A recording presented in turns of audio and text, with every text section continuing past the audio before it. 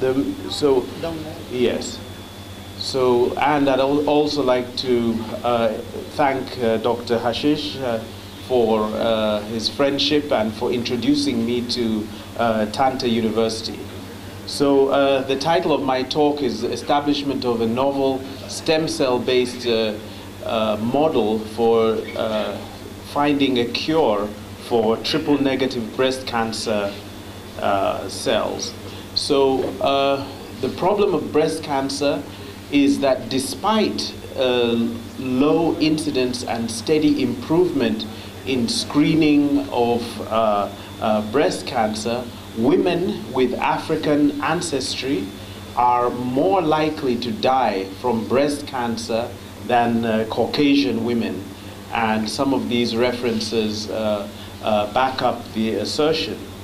So with triple-negative breast cancer, just to give you a brief background on what triple-negative is that there's a higher proportion of women with African ancestry as well as Hispanic women who come up with this term triple-negative.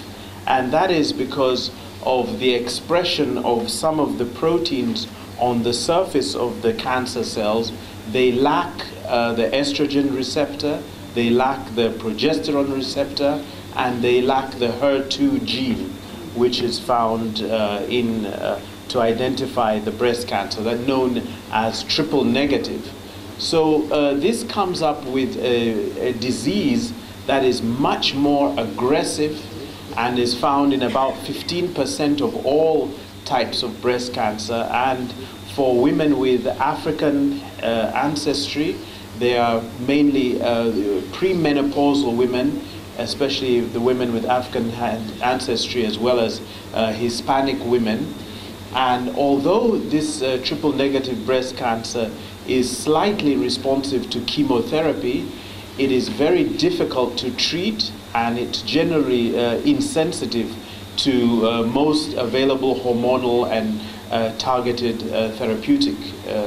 And depending on the stage of triple-negative breast cancer that the patient presents with, it can be extremely aggressive and recurs more often, and especially metastasizes. It has a very high metastatic index, and therefore it will move from the primary area, which is the breast, to other organs. So what we decided was we were trying to look for a good model to be able to treat breast cancer, triple negative, and understand it. But unfortunately, there are no animal models to understand and model cures for it. So we developed our own, and this is how we developed it. We have a type of breast cancer known in mice as a 4T1. It's a 4T1 breast cancer model, and it's very aggressive model. You just inject, you can see from this example, for about just 7,000 tumors are implanted in the breast area of the mouse, and within 2 to 3 weeks they will metastasize. You can see these figures are lung metastasis. And could I borrow your pointer? Yeah, just to...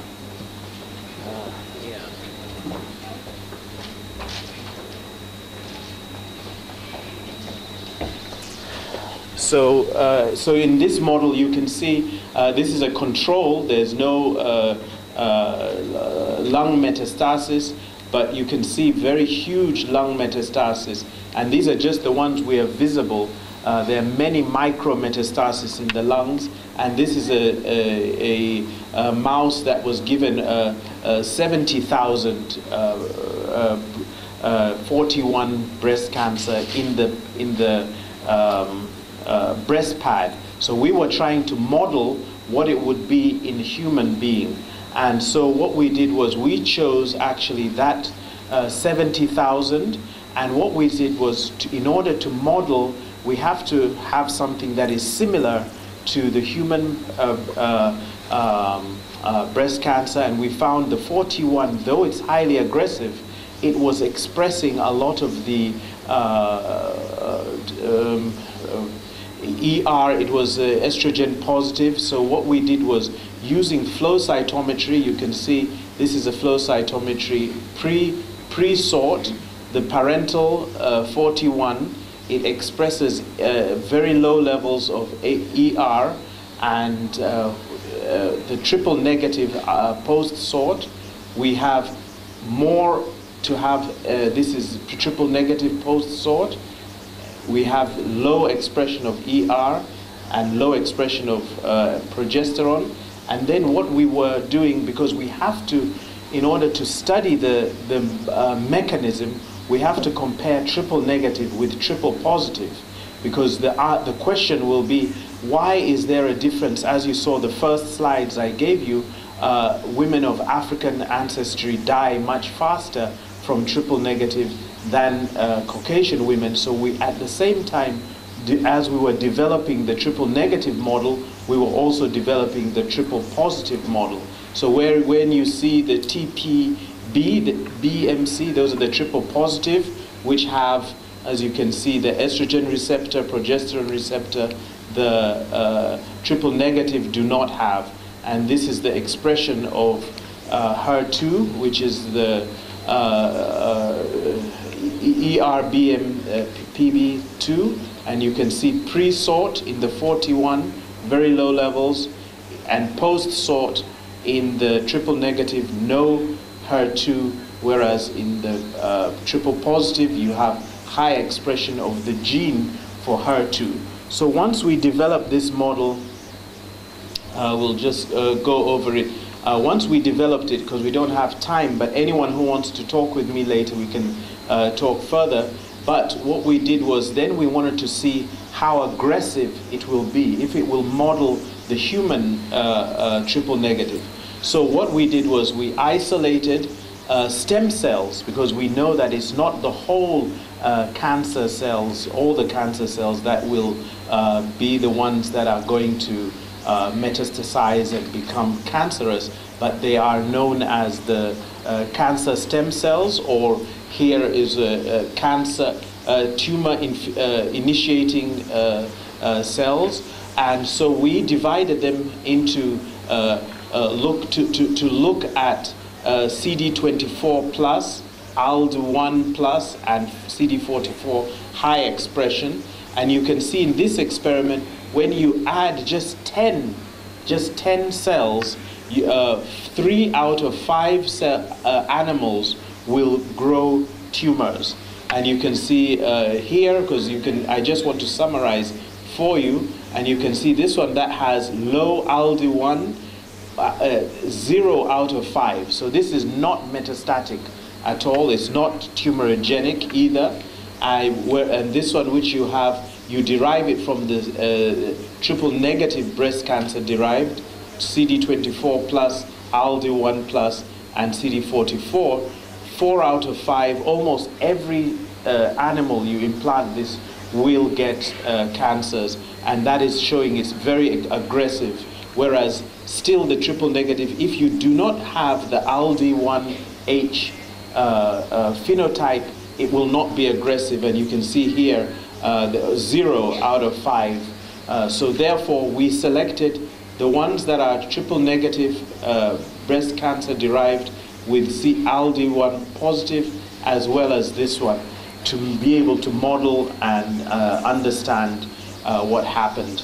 We know that heat shock proteins are very important in cancers, because heat shock proteins cause the cancers to be more resistant to chemotherapies and any other stresses.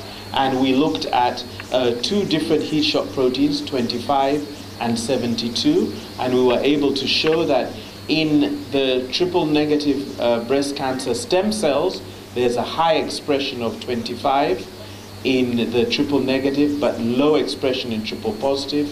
But HSP27, both were very high. And later on, I'll be able to show you the reason why we looked at them and what its relevance is. So just going very quickly, what we did was we were looking at the growth rate in tissue culture. So in the tissue culture dish, we want to see how fast do these cells grow. And you can see just, you know, from here, how from day 1 to day 6, and you can see by day 24, the triple negative breast cancer stem cells now, those are the stem cells we're looking at. They are very, very aggressive, growing much faster than the triple positive stem cells. And you can see them there. So also when we look now, we transplanted them into the breast pad of the animals, and we wanted to see what the growth rate is now in vivo. And you can see here, this is looking at the tumor volume. So we measure the tumor volume over time, and you can see still the triple negative breast cancer tumor infiltrating cells, which are the stem cells. They are much more aggressive, they grow much faster, and they grow much larger than the triple positive tumor initiating cells. So this was also the same when we looked at the metastasis. We took out the lungs of the mice later on, and we were able to see that again, triple negative breast cancer, the ones we had now derived, we had isolated and understood with that they are really much more aggressive than you see the triple positive type, which is more found in Caucasian women. And so